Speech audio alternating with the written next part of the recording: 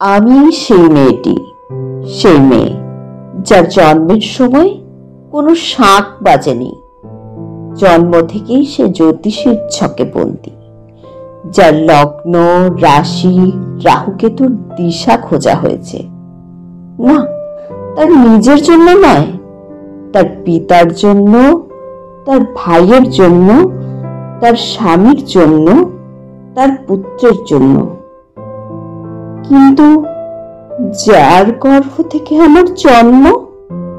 সেই মায়ের কথা বলেনি কেউ। আমি সেই মেয়েটি যে জন্ম থেকেই বিবাহের জন্য বলি প্রদত্ত, যার বাইরের চেহারা,